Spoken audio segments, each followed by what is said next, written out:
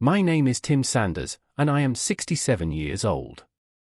At my age, many men picture tranquil evenings in a comfortable armchair, a good book on their lap, and grandchildren playing at their feet. That was once my dream, too. Now, I understand that reality can be far more harsh, especially when you share a home with a son-in-law who views you as nothing more than an obstacle. It all started 3 years ago, when my wife, Mary, passed away from a sudden aneurysm. We had been together for 42 years. Abruptly, I was all alone in our large house on Cherry Street, where every nook and cranny was a monument to her. Her favorite rocking chair in the living room, her collection of classic novels in the study, the gardening tools in the garage, hung with a neatness she always maintained. Mary had been a schoolteacher her entire life, a woman of warmth and precision. "Patience is a virtue, Timmy," she often said. In our marriage, she was the steady hand, while I was the one who brought the spontaneity.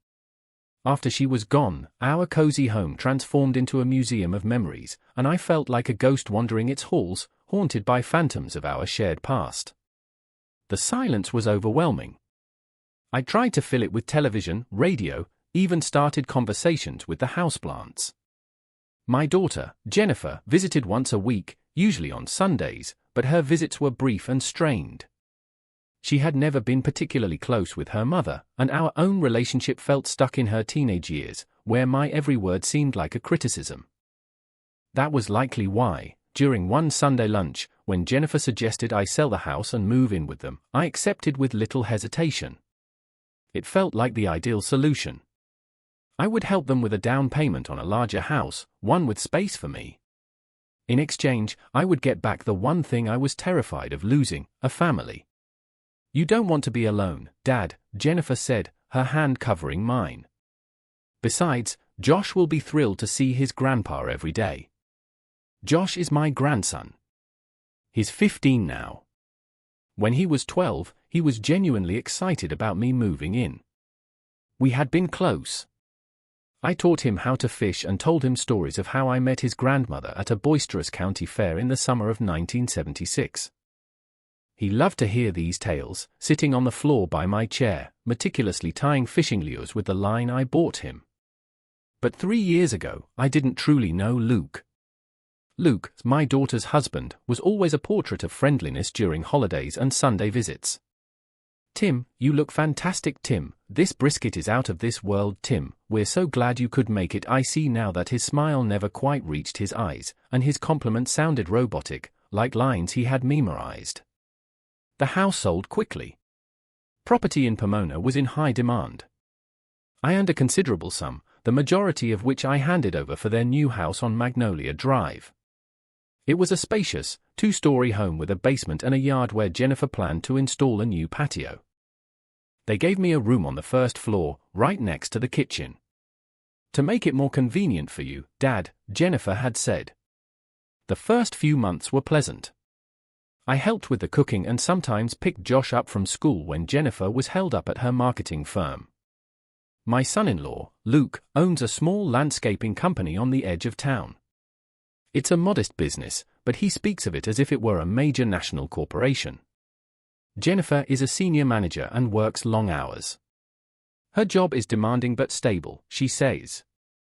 I noticed the shift about 6 months after I moved in. It began with small things. Luke would forget to call me to the dinner table when they had guests, or he'd make pointed remarks about my attire. "Tim, that flannel shirt makes you look so ancient," or, "Tim, that color really doesn't suit you at all." Then the signs became more overt. My collection of fishing magazines suddenly ended up in boxes in the garage because they decluttered the living room. My small collection of Ship-in-A bottle models was moved from the mantelpiece to the highest shelf in my closet because they didn't match the new minimalist decor. By the end of our first year together, I felt like an invisible man in the house I had paid for. Jennifer was perpetually at work or engrossed in her phone. Josh was spending more and more time with his friends or holed up in his room. And Luke? Luke had become a warden, monitoring my every action. "Tim, you left your coffee mug in the sink again. Tim, please don't adjust the thermostat. The utility bills are already astronomical. Tim, we agreed you wouldn't use the washing machine on Mondays and Wednesdays." Those are my days. I attempted to speak with my daughter, but she just waved my concerns away. Dad, you're exaggerating. Luke just appreciates order. You need to adapt to the new rules. The new rules seem to multiply each month. I wasn't allowed to watch TV after 9 p.m. because the noise supposedly disturbed Josh while he studied. I couldn't invite my few old friends over because the house wasn't a gathering place for retirees. I couldn't cook anything more complex than a sandwich because the smell of fried bacon permeated the curtains of my life. Gradually contracted to the confines of my room, where I increasingly retreated to escape Luke's cutting remarks. I began to feel like a guest, tolerated out of a sense of duty rather than a family member whose wealth had made this very house possible. The most painful wound was the growing distance with Josh. Luke systematically eroded our connection, preying on teenage insecurities and the desire to fit in. Your grandpa is so old-fashioned. Look at his strange habits. You don't want to end up a boring old man like him, do you? I would overhear these phrases as I passed Josh's room, and I watched my grandson meet my eyes less and less, saw how he avoided being alone with me. I turned 67 this year. I wasn't expecting a grand celebration. Perhaps a quiet family dinner, maybe a card drawn by Josh, like he used to make. But on the morning of my birthday, nobody even mentioned the date. Jennifer left for work with a standard by toss toward the kitchen where I was sipping my morning coffee. Josh bolted for school without a word. Luke stood in front of the hallway mirror, adjusting his tie. Tim, he said, not even turning to look at me, we're having guests tonight. Just a small dinner with some friends, I nodded, though he couldn't see. It would be nice if you made your famous chili. Everyone always raves about it. It sounded almost like a compliment, and I felt a faint warmth spread through my chest. Maybe they did remember. Maybe this was their way of planning a surprise. Of course, Luke, I said. I'll make the chili. I spent the entire day in the kitchen, preparing not just the chili but other dishes I knew Jennifer and Josh enjoyed. By 5 o'clock, the house was filled with the savory aromas of simmering spices. I even spruced myself up, putting on a nice polo shirt that Mary had always said was particularly handsome on me. For a moment, I felt useful and important again. Luke returned around 6, laden with bags from a gourmet market. Oh, you've already cooked everything, he remarked, glancing at the spread on the table. But I bought catered meals. Everyone loves their hors d'oeuvres and salads. My heart plummeted, but I tried to hide my disappointment. That's fine, I managed. More food is never a problem. Luke pursed his lips, his eyes scanning my outfit. Are you planning on sitting at the table dressed like that? What's wrong with it? I asked, looking down at my shirt. It's very formal for a casual dinner, don't you think? He said with a shake of his head. Anyway, before the guests get here, could you go down to the basement and check if the furnace is working properly? Martin's wife is always cold, and we want to show them the new home gym Jennifer set up. The home gym was Jennifer's pride, a small area in the basement where she kept a treadmill and some weights. She loved showing it off to guests, talking about workout regimens and fitness goals with the air of a professional trainer. Okay, I agreed, heading toward the basement door. The stairs were steep and dimly lit. I descended cautiously, my hand on the railing. It was cool and damp below, despite Jennifer's attempts to make the space inviting. I found the small space heater in a corner and switched it on, checking that the coils were warming up. Suddenly, I heard the door above creak, followed by Luke's footsteps. Tim, he called out, did you find the heater? Yes, it's working fine, I replied, starting back up the stairs. Before I could get more than a few steps up, the door slammed shut with a deafening bang. I heard the distinct click of a lock. Luke! I shouted, rushing to the door. Luke, the door is locked. I know, Tim, came his voice from the other side, utterly devoid of concern. This was the plan. What? I couldn't process his words. Open the door, please. I'm afraid not, Luke said, his tone like one used to explain simple facts to a child. We have important guests arriving, and frankly, you'd ruin the evening with your presence. Always interrupting, telling your endless stories about the good old days. It's exhausting, Tim. I stood there, paralyzed by shock and humiliation. But it's my birthday, I said, my voice barely a whisper. There was a moment of silence from the other side. Oh, so that's why you're all dressed up, Luke said with a small, cruel chuckle. This party isn't for you, Tim. We just wanted to have some friends over, and your birthday is, well, let's just say it's not a major event. I felt tears welling in my eyes, but I forced them back. I would not give that man the satisfaction of hearing me cry, even if he couldn't see me. When are you going to let me out? I asked, trying to keep my voice steady. When the guests have gone home, Luke replied. Don't worry, you won't starve to death in one night. There's a heater, so you won't be cold. Just sit quietly and don't even think about making a sound. The music will be loud enough to cover any noise. By the way, I told everyone you've gone to visit a friend for the weekend, so don't expect anyone to come looking for you. His footsteps faded away, leaving me alone in the semi-dark basement, lit only by a single dim bulb and the orange glow from the space heater. A tidal wave of rage, resentment, and helplessness washed over me. How could he? How could my own daughter allow me to be treated this way? Was I truly so insignificant to them? I slowly sank into an old armchair that stood near the workout equipment. My hands were shaking, whether from anger or cold, I couldn't tell. At that moment, I felt a vibration in my pocket. My cell phone. I had completely forgotten about it. The small, older smartphone Jennifer had given me when she upgraded her own model. You don't need anything more complicated, Dad. Just for emergency calls. It wasn't just a phone, it was my link to the outside world, and a means to discover what was happening upstairs in my own home while I was trapped down here like some unwanted piece of furniture. Holding the phone, a strange sense of calm settled over me. Regaining this small measure of control helped me focus my thoughts. A little over a month ago, I had installed security cameras in the house. They were tiny, almost invisible devices that could be easily concealed on a bookshelf or behind a picture. I hadn't done it out of paranoia, but because of a series of strange disappearances. First, Mary's gold locket, her anniversary gift from our 30th year together, vanished. I knew for a fact I had left it in the jewelry box on my dresser. When I asked about it, Luke just widened his eyes and said, "Tim, you probably just misplaced it. It's normal at your age then." My father's antique pocket watch went missing. Then, a bottle of expensive cologne I had been saving for special occasions. Each time, Luke and Jennifer offered the same explanation: I had forgotten, I had moved it, it was my own fault.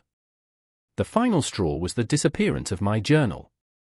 I had kept it since my days in the army, a thick, leather-bound book filled with my thoughts, fears, and joys. It was a part of my story. When I discovered it was gone from its usual spot in my nightstand, I turned my room upside down. It was nowhere. When I approached Jennifer in desperation, she just shrugged. "Dad, it's just an old notebook. Maybe you threw it out by mistake." But I would never throw away my journal. That's when I decided to take matters into my own hands. My old friend Ed, whom I knew from the local veterans club, helped me buy a few miniature security cameras. His son runs an electronics store. "Got a smartphone, Tim?" he'd asked. "Then you can check the feed anytime you want." Ed helped me install the app and position the cameras to activate with motion and send alerts to my phone.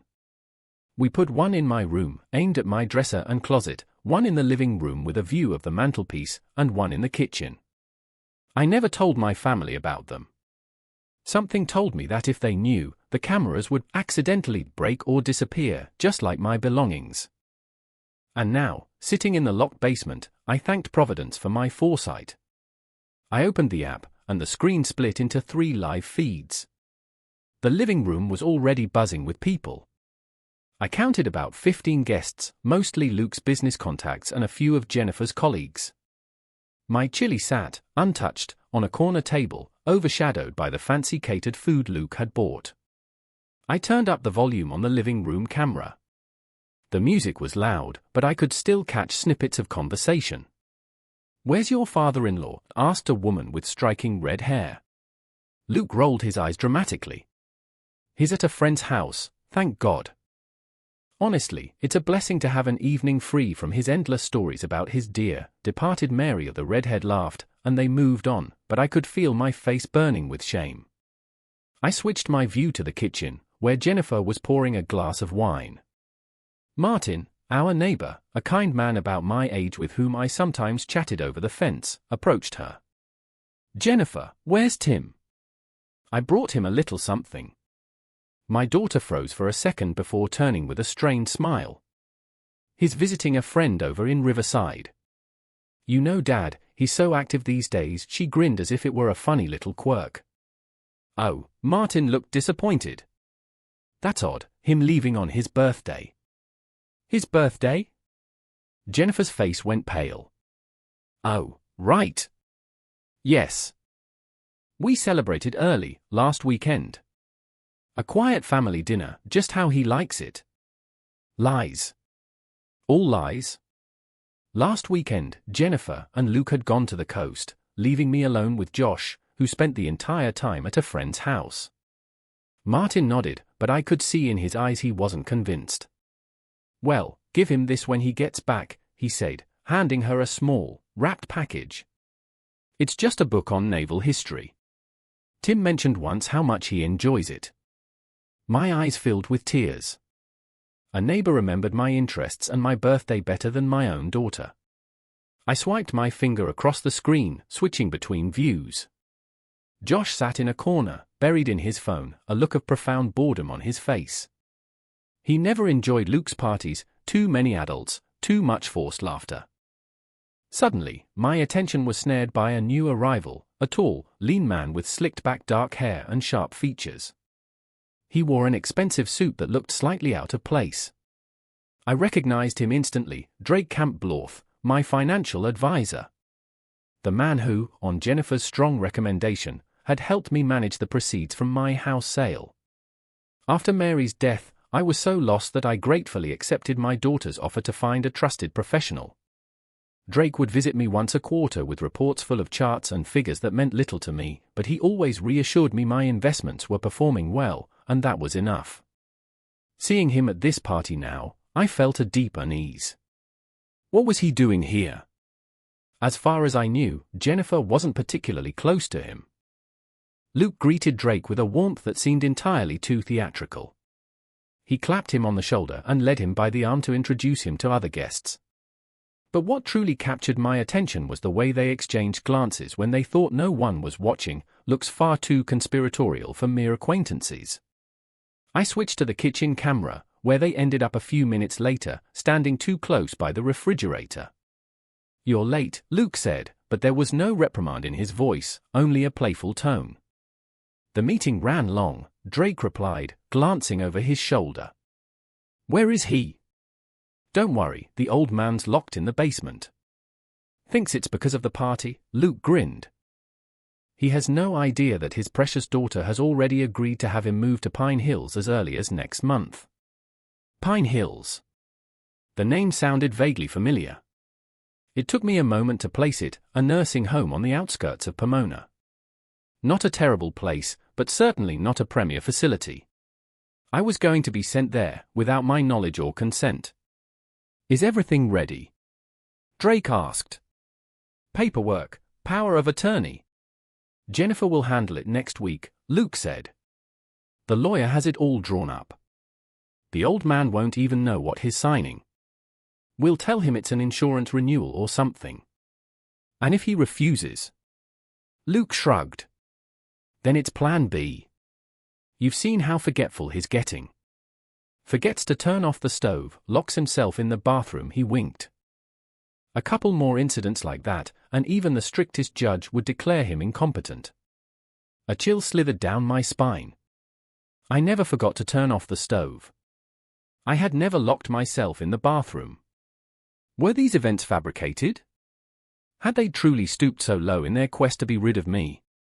"Are you sure Jennifer is fully on board?" Drake asked, his voice lower. "She's a weakling," Luke said dismissively. "Of course, she has her doubts. He's her father, after all. But she wants the whole house, unburdened by an old man, and most of all, she wants the money. Didn't you say there's still a good chunk left in his accounts, besides what he put into the house? Drake nodded. About 150,000, plus Mary's monthly pension and his own. It's not a fortune, but it's enough to cover Pine Hills for several years and still leave plenty for home renovations and maybe that new truck you wanted. A new truck. My money, the money I had saved my entire life, the money Mary and I had worked for, would go toward a new truck for Luke while I withered away in Pine Hills. I felt a pure, undiluted rage boiling up inside me. Not just disappointment, but fury. How dare they? How dare my own daughter be a party to this? Their conversation was interrupted when Josh entered the kitchen, clearly looking for a drink. Luke and Drake instantly separated, adopting casual stances. "Josh, buddy, what are you up to?" Luke asked with a forced smile. "Looking for a soda," the boy mumbled, not looking at them. "There are drinks in the living room," Luke said, his tone brooking no argument. "There's only wine and that gross sparkling water," Josh retorted. "I want a Coke." "Josh, we don't let him have." Jennifer started to say as she entered, but Drake cut her off with a sudden, smooth charm. "Hey, isn't that what parties are for? For everyone to get what they want." He winked at the boy, and I saw Josh flinch slightly before grabbing a can of Coke and quickly exiting the kitchen. That brief exchange filled me with a new wave of apprehension. There was something deeply unpleasant, something predatory, in the way Drake looked at my grandson. I switched back to the living room, where Jennifer was now talking to a colleague, a man in a plaid shirt whose name I couldn't recall. "And what about your father?" the colleague asked. "Does he still live with you?" Jennifer sighed, sipping her wine. "For now, yes. But we're considering a nursing home. He'd be better off there. Professional care, socializing with his peers. Is he okay with that?" "Not really," Jennifer grimaced. "But frankly, he doesn't have much of a choice. His money is mostly tied up in this house, and it's not legally in his name. It's our property. Luke has already found a lovely place with a garden and everything." "Doesn't sound cheap," her colleague remarked. "No, but Dad has a pension and some savings. And as Luke says, he's done enough for us. Now it's our turn to decide what's best for him." I couldn't believe what I was hearing. Our turn, after everything I had given them. After selling the home where I had spent most of my life, where every corner held a memory of Mary. After giving them nearly all the money from the sale, leaving myself just a small nest egg for emergencies. Outrage was suffocating me, but fear was there, too. If they succeeded in having me declared incompetent, as Luke had suggested, I would have no rights at all. They could control my money, my life, my every waking moment.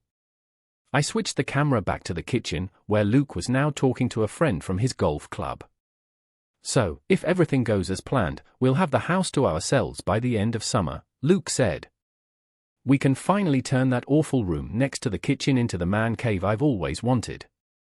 "Would Tim really be okay with a nursing home?" the friend asked. "Who cares?" Luke snorted. "At his age, he should be grateful we're making decisions for him. Do you know what he did last week? Left the garden hose on all night. My water bill was insane. That was an outright lie. I hadn't used the garden hose in months. I realized they were actively creating a narrative of my incompetence." The friend looked uneasy. "That sounds difficult." Their conversation was cut short as Drake walked into the kitchen. The friend quickly made an excuse and left them alone. "Your wife is becoming a problem," Drake said without preamble. "I just spoke with her about Pine Hills, and she's starting to waver. Something about her father deserving a better place." Luke rolled his eyes. "She's always like this. First, she agrees, then she gets sentimental. Don't worry, I'll handle her. I always do." "There isn't much time," Drake reminded him. "The longer he's here, the greater the risk of him getting suspicious, especially with the transfers." "What transfers?" I strained to hear, though of course they couldn't hear me. He won't suspect a thing, Luke said. The old man barely knows how to use a smartphone. He doesn't even know how to check his bank balance online. That wasn't entirely true. I knew how to use online banking, I just preferred the old-fashioned way of calling the bank or visiting a branch. But now, locked in the basement, I was grateful that Luke underestimated my technical abilities. What about the power of attorney? Drake pressed. Did she get him to sign it? Not yet, Luke answered. But Jennifer promised she'd get it done next week. Said she'll tell him it's to update his medical directives because of some insurance changes. He always signs whatever she puts in front of him. I clenched my teeth. Yes, I had trusted my daughter. I trusted her to handle my affairs, signed the paper she brought me, rarely reading the fine print. But now I knew I couldn't trust her or anyone else in this house. What if he refuses? Drake asked again. Then it's back to the plan with his forgetfulness and dangerous behavior, Luke said, lowering his voice. No one is going to believe an old man who supposedly leaves the gas on or tries to wander out of the house in his pajamas. It might take time, but we have time. The money isn't going anywhere just yet. Luke smiled and put a hand on Drake's arm. You've taken care of that, haven't you? It's still under your control. Drake nodded, but a flicker of worry crossed his face. Of course, it is. I just don't like waiting when it could all be ours by now. Ours. Not yours, but ours. What did that mean? Did Drake have a claim on my money, too? And what did he mean by under his control? My savings were supposed to be in my personal accounts. I switched to the living room camera, where Jennifer was now talking to Drake. My daughter looked slightly tipsy, her usually perfect hair a bit messy. Look, Drake, I think we need to find a better place than Pine Hills, she said, waving her glass. My dad deserves better. He always took care of me. He gave us almost all the money from the house sale. Drake placed a hand on Jennifer's shoulder in a placating gesture. Of course, my friend. Of course. But you understand, the best places cost much more. A lot more. And your father's financial situation, as we've discussed, doesn't allow for such luxuries. But the $150,000 that's left. That will run out quickly, Drake interrupted. Especially if you choose a place with a higher level of care. 2 or 3 years, and then what? You'd have to pay out of your own pocket, and you have a family, a son who's going to need college funds soon. Jennifer frowned, obviously torn. I just want him to be happy. He will be happy, Drake assured her. Pine Hills is a fine place. It has a garden, weekly activities, nurses on call. It's the best you can do for him under the circumstances. My daughter nodded, her resistance clearly crumbling. I wanted to scream, to shake her, to make her see that she was being played, that this slick financial advisor and her own husband were manipulating her to get their hands on my money. But all I could do was watch, helpless, through the screen of my phone, trapped in the basement of the house I paid for. I switched back to the kitchen, where Luke and Drake were alone again. She's hesitating, Drake said. But I think I convinced her. Reminded her about the college fund for Josh. Good work, Luke smiled, moving closer. I always knew I could count on you. What else can you count on? Drake asked with a knowing smile, and I turned away from the screen, not wanting to see what happened next. My heart was pounding with a toxic mix of fear and rage. They were planning to steal everything from me, my money, my freedom, my family, and they were using my own daughter to do it, playing on her guilt and financial anxieties. But now, I knew. And as Mary used to say, knowledge is power. I was not going to give up without a fight. I would not let them ship me off to Pine Hills and forget about me while they enjoyed my life savings. With renewed resolve, I opened the banking app on my phone. It was time to find out exactly what Drake meant by transfers and my money being under his control. Opening the bank app, I stared at the screen, trying to recall the password. For the last few months, Jennifer had insisted on handling all my financial affairs.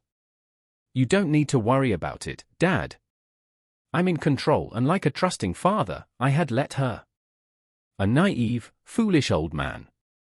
After several failed attempts, I finally remembered the correct password, Mary's birthday, and the first 3 numbers of our old house phone. When the app finally loaded, I gasped. The balance in my primary account was a mere $2,384. What had happened to the $150,000 Drake and Luke were discussing? I scrolled through months of transaction history. There were the regular deposits from Mary's pension and my own. Regular withdrawals for utilities, insurance, and medication. But I also found a series of large transfers to an account named Camp Bloth Investment Fund. Each transfer was between $3,000 and $5,000, occurring about once a month. I had never authorized these transfers. I had never signed any paperwork to create a Camp Bloth Investment Fund. This had to be what Drake meant when he said the money was under his control. With trembling fingers, I opened my email app. It was a chaotic mess of unread advertisements and spam, but amidst the clutter, I found monthly reports from the Camp Bloth Investment Fund. I opened the most recent one. It was filled with financial jargon and charts that were Greek to me. But at the very end, something caught my eye, a scanned copy of my signed authorization for the fund transfers. Except it wasn't my signature. Someone had forged it, and rather poorly at that. The letters were stiff and angular, whereas my own signature, honed by years of signing report cards, was rounded and flowing. Furiously digging through my email, I found more of these reports, each with the same clumsy forgery. Then I stumbled upon a chain of forwarded correspondence between Drake and my daughter. Apparently, Jennifer had been using my email address to communicate with Drake about my finances. In one message, Drake wrote, "Jennifer, as per our conversation, I've transferred another $4,000 from your father's retirement account to the investment fund. As usual, 10% will be deposited into your personal account as a management fee.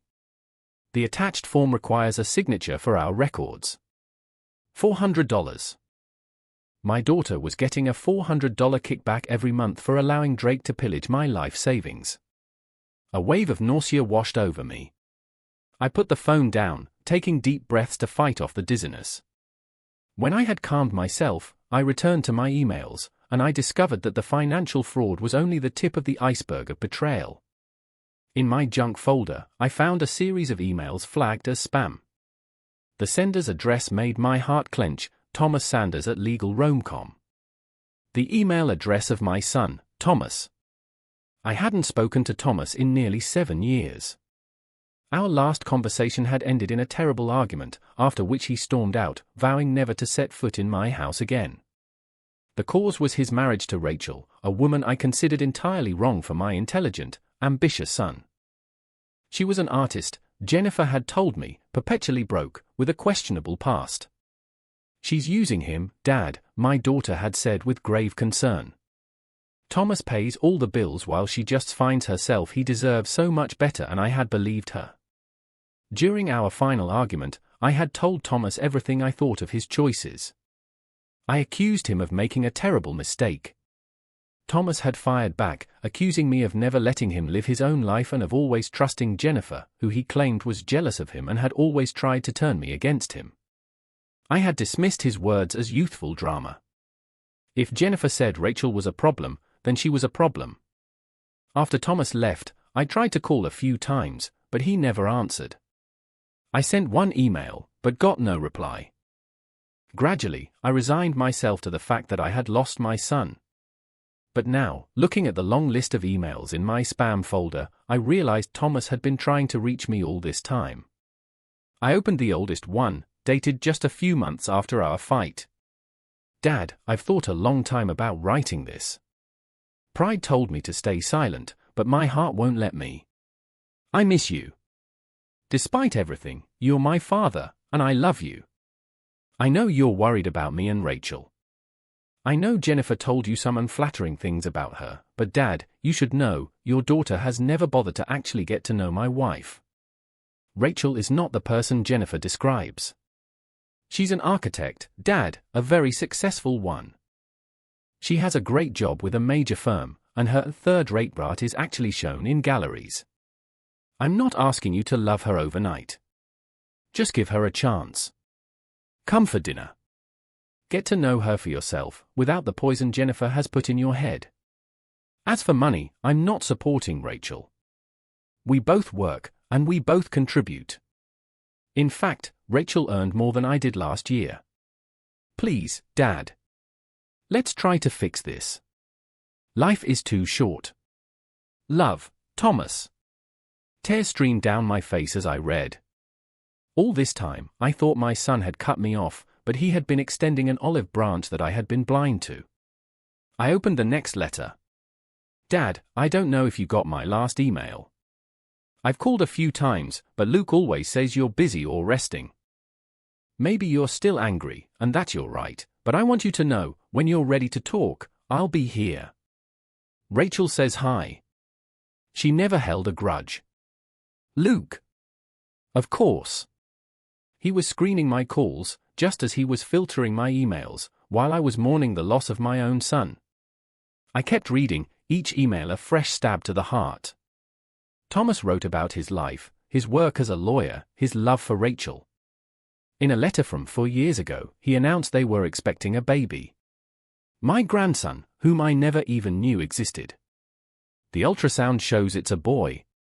We've decided to name him Matthew. I so wish you were here, Dad. Rachel says it's not too late. Please call. A grandson. I have a grandson named Matthew that I've never met. The thought stole my breath. The last letter was dated just 3 months ago. Dad, today little Matthew turned 3. He's such a bright, curious boy.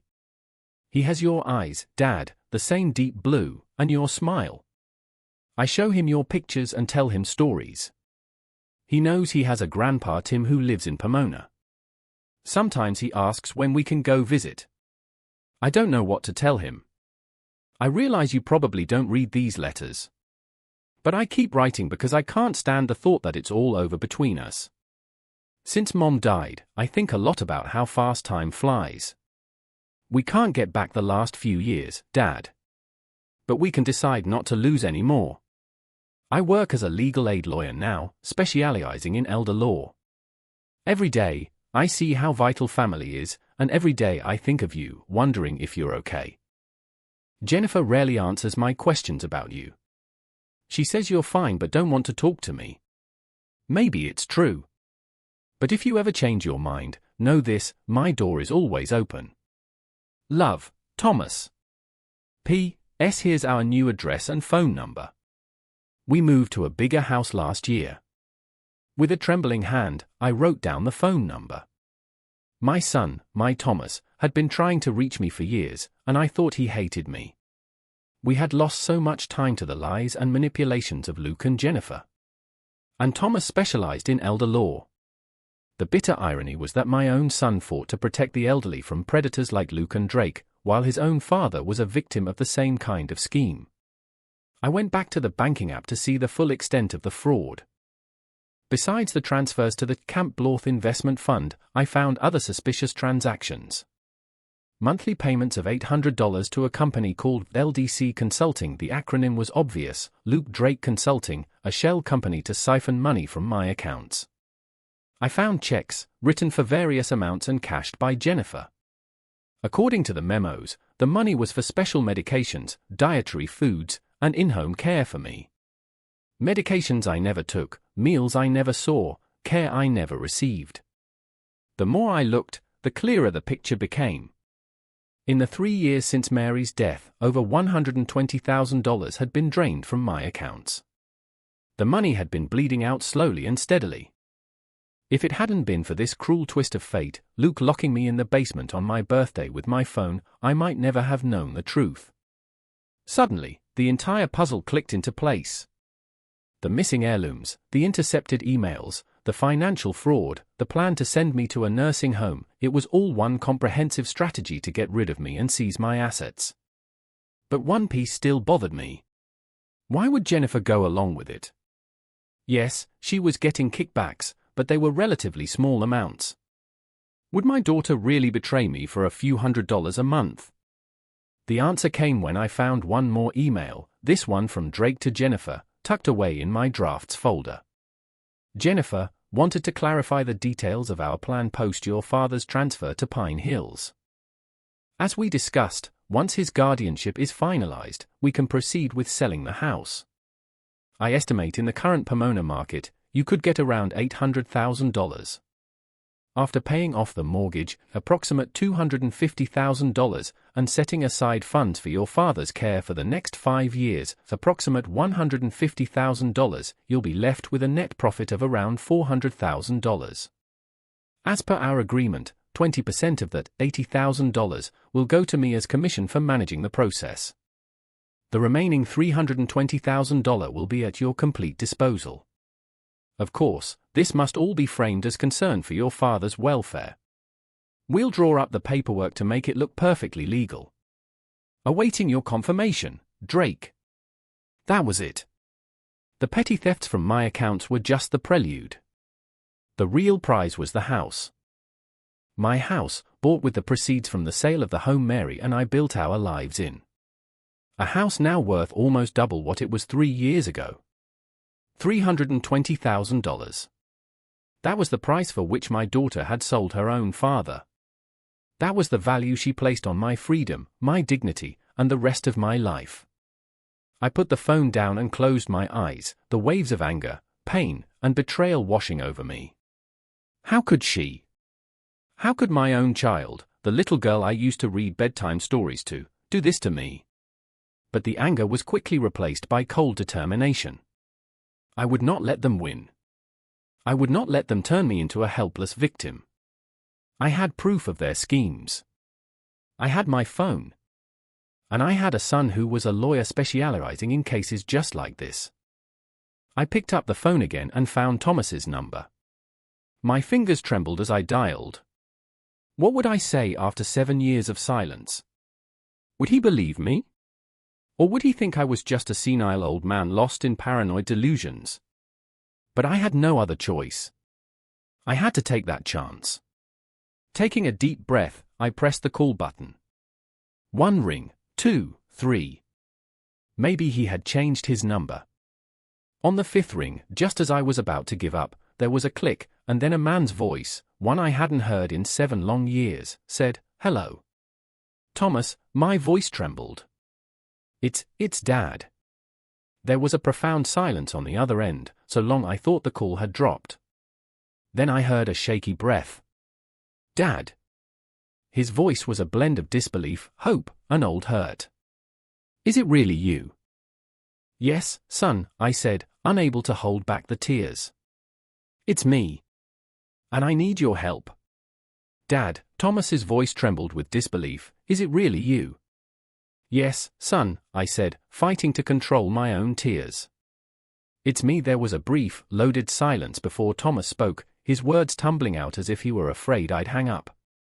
Dad, I've been writing to you for years. I called. I thought you never wanted to talk to me again. I know, son, I interrupted gently. I just found them. All your letters. They were being sent to my spam folder. I never saw them until today. What? But how? He trailed off, the pieces clicking into place. Luke. It was him, wasn't it? A bitter laugh escaped me. Yes, Luke. And it wasn't just the letters. It's so much worse than you can imagine. I told him everything. About how I was slowly being made a prisoner in my own home, the missing heirlooms, the cameras I installed, being locked in the basement on my birthday, the overheard conversations between Luke and Drake, the financial fraud, and their plan to ship me off to a nursing home and sell the house. Thomas listened in stoic silence, his only reactions occasional, sharp intakes of breath or short, clarifying questions. When I finished, the line was quiet for a moment. Dad, he finally said, his voice now firm and professional, what you're describing is a textbook case of elder financial abuse. Combined with the psychological abuse and unlawful confinement, it's criminal, and we are going to hold them accountable. You believe me? I asked, a sliver of my old fear returning. Of course I believe you, Thomas answered without a second's hesitation. In my work, I see cases like this almost every week. And unfortunately, it's often the closest relatives who are the perpetrators. Besides, his voice softened, I always knew, deep down, that you wouldn't have just cut me out of your life. I always felt something was wrong. Tears of relief streamed down my face. My son believed me. My son was on my side. What do we do? I asked, wiping my eyes with the back of my hand. First, document everything, Thomas said decisively. You said you have access to the cameras. Keep recording everything, especially if Luke and Drake discuss their plans again. I nodded, though he couldn't see me. And can you forward me those emails from Drake and the screenshots of your bank statements? I want copies of all the evidence, just in case they find out you know something and try to wipe your phone. I'm not sure I know how, I admitted. It's okay, Dad. I'll walk you through it for the next 10 minutes, he patiently guided me through forwarding emails and sharing screenshots. When we were done, he continued, now, I need to call the police. What they've done is false imprisonment, and that's a serious charge. But before I do, are you safe right now? Can they get into the basement? I glanced at the heavy wooden door. It was locked from the outside. Luke said he'd let me out when the guests leave, but the party's still going strong. I don't think anyone will be down here for a while. All right, Thomas sighed. Listen carefully, Dad. I'm calling the Pomona Police Department right now. I'll explain the situation and have them dispatch a unit to the house. Then, I'm contacting a lawyer I work with who specializes in elder protection. He can file a temporary restraining order to freeze your financial assets, preventing Jennifer, Luke, or Drake from touching them. But the police? I began, a new fear rising. What if Jennifer and Luke convince them I'm just a senile old man, that it's all in my head? You have proof, Dad, Thomas reminded me. The camera footage, the recordings, the forged signatures, the illegal transfers. Besides, his voice hardened, I'm a legal aid attorney specializing in elder law. They will listen to me. I took a deep breath, steeling myself. And then what? After the police come. Then you'll come home with me, Thomas said without hesitation. We have a guest room. In fact, it's always been ready, just in case you ever decided to visit. His voice softened, and a pang of guilt shot through me for all the years we had lost. Thomas, I started, but he cut me off. Not now, Dad. We'll have plenty of time to talk later. Right now, the priority is getting you out of there and making sure you're safe. He paused. There's also someone who is very, very excited to meet you. Matthew, I whispered. My grandson. Yes, a smile entered Thomas's voice. Little Matt. He knows all about you. I've shown him pictures, told him stories. He asks about his grandpa Tim almost every day. Fresh tears welled in my eyes. A grandson I'd never met. A grandson I was about to meet because of a son who never gave up hope. I can't wait to meet him, I said, my voice thick with emotion. And he can't wait to meet you, Thomas replied. Now, back to the plan. I call the police, then the lawyer, then I start driving. It's about an hour from Riverside to Pomona. While I'm on my way, keep gathering evidence with the cameras. If anything changes, if Luke or anyone else comes down there, call me immediately. Okay, I agreed. But Thomas, be careful. I don't know how they'll react. Don't worry about us, Dad. Worry about yourself. Keep your phone charged and keep recording. I'll call you as soon as I've spoken with the police. We said our goodbyes, and a strange calm settled over me. For the first time in years, I wasn't alone. I had a son who believed in me, who was fighting for me. I had a plan. I returned to the camera app to continue my surveillance. The party was in full swing. Luke moved through the guests with a glass of wine, the charismatic host, while Jennifer stood in a corner talking to Drake, her face tense. I focused the living room camera's microphone on their conversation. I'm not sure Pine Hills is the right choice, Drake, Jennifer said. I looked at the reviews online. There are a lot of complaints. Drake put a reassuring hand on her arm. Jennifer, my dear, you're overthinking it.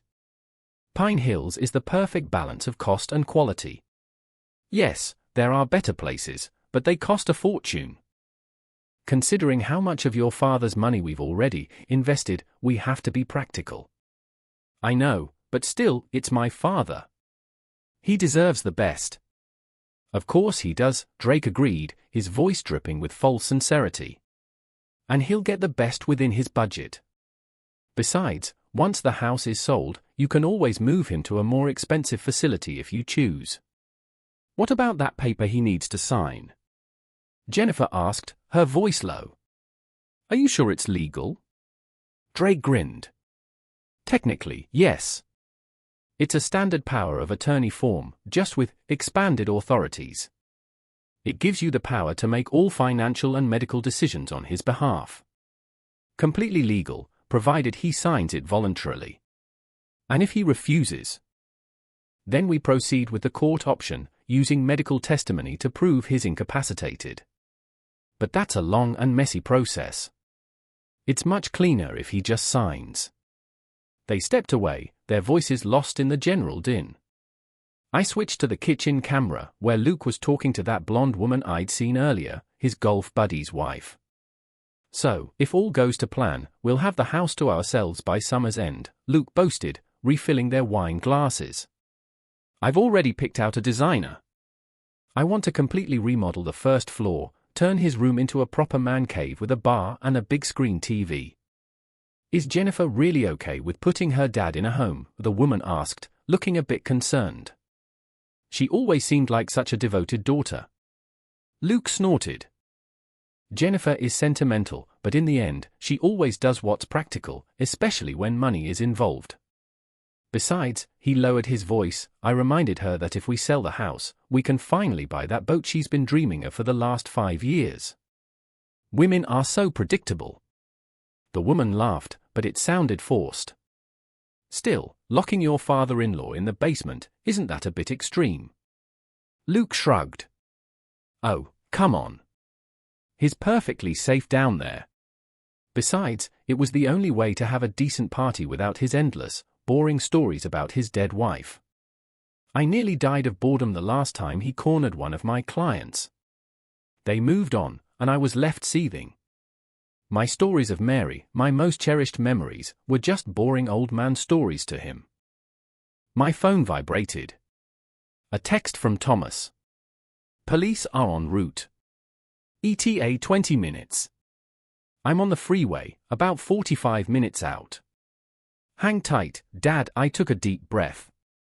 Soon, this would all be over. Suddenly, the basement door creaked open again. It was Josh, holding his jacket. Grandpa, he whispered, they're all in the living room drinking. Now's our chance to get you out of here. I hesitated. Thomas's plan was for me to stay put. But wouldn't it be more powerful to confront them myself? To see the looks on their faces when they realized their scheme had unraveled. Thomas said the police are on their way, I said. Maybe we should wait. What if they don't believe you? Josh argued, his young face etched with worry. What if Mom and Dad convince them you just got confused and wandered down here yourself? Or that you're not well? There was wisdom in his fear. Luke and Jennifer were master manipulators. You're right, I said, my voice firm. It was time to end this. Josh helped me up the steep stairs, his thin arm supporting me.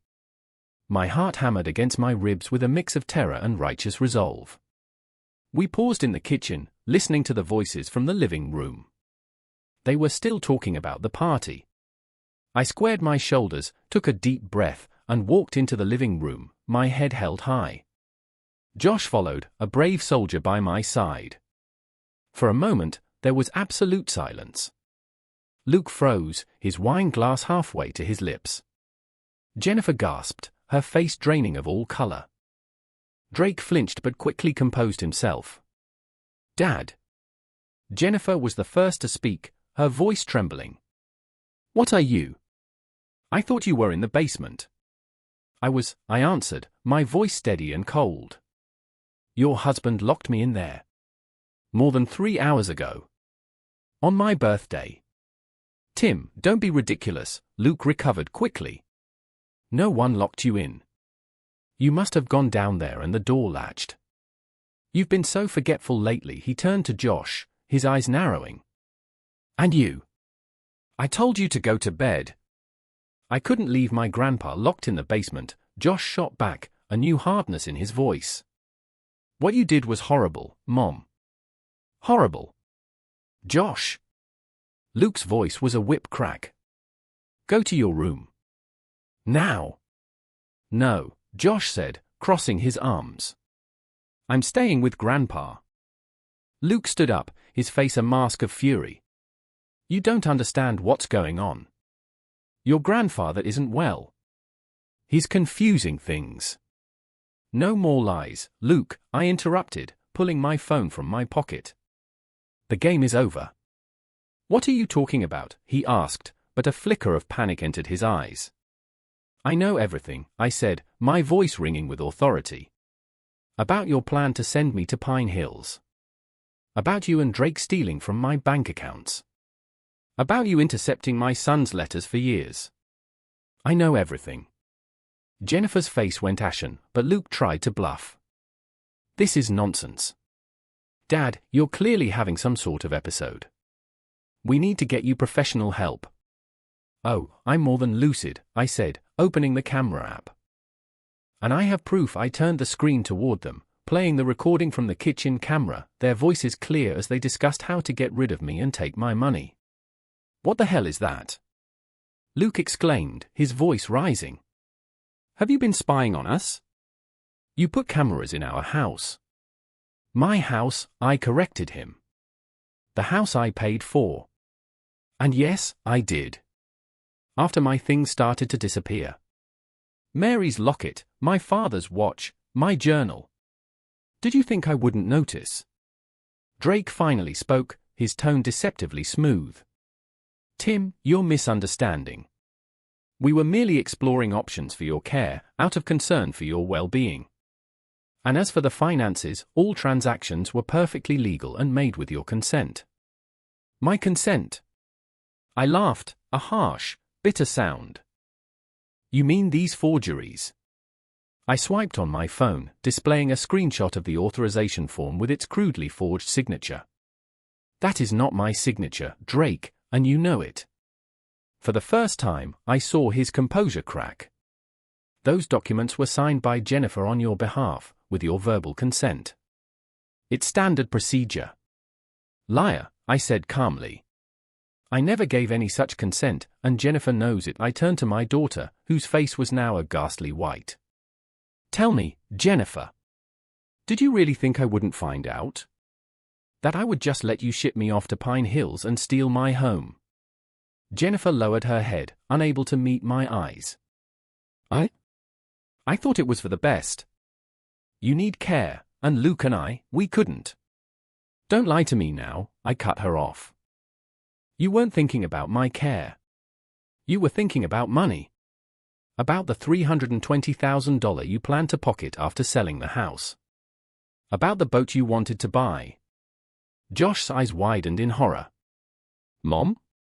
Is that true? Jennifer didn't answer, her shoulders slumping in defeat. Luke, however, wasn't ready to surrender. This is all lies, he blustered. You have no proof. Who's going to believe a senile old man over 3 respectable adults? I will, said a firm voice from the front door. We all turned. Standing in the doorway was my son, Thomas. Next to him stood a uniformed police officer and a man in a sharp suit who I presumed was the lawyer. Thomas? Jennifer was clearly stunned. What are you doing here? Saving our father from the 3 of you, he answered coldly. He walked to me, a warm, relieved smile spreading across his face. Dad? Are you okay? I nodded, tears of gratitude welling in my eyes. I was now. Jennifer quickly shifted tactics, a fake smile plastered on her face. Thomas, what a lovely surprise. We didn't expect to see you after all these years. I'm sure you didn't, Thomas replied dryly. Especially since your husband has been intercepting my letters and calls for the last 7 years, he turned to the officer. Officer Ramirez, this is my father, Tim Sanders, the man I spoke to you about. He was unlawfully confined in the basement by these individuals. Furthermore, there has been significant financial fraud, for which we have documentary evidence. The officer nodded and stepped forward. Mr. Sanders, do you wish to press charges against these individuals? Yes, I answered without hesitation. I do. Luke's face contorted with rage. This is absurd. You can't just barge into my house and... It's not your house, the man in the suit interrupted. Thomas introduced him as Adam Lawrence. According to the deeds I've reviewed, this house was purchased almost entirely with Mr. Tim Sanders' funds, although the title is in his daughter's name. Given the evidence of fraud, we will be challenging ownership in court. He produced a folder. This is a temporary restraining order, prohibiting anyone other than Mr. Sanders from accessing his financial accounts. This is also an order to preserve all electronic and paper records related to his finances. Any attempt to destroy or alter them will be considered obstruction of justice. Drake, who had remained silent, turned a sickly shade of pale. You can't do this. Those investments were made with full consent. Consent obtained through fraud, Mr. Campbloth, Adam cut in sharply.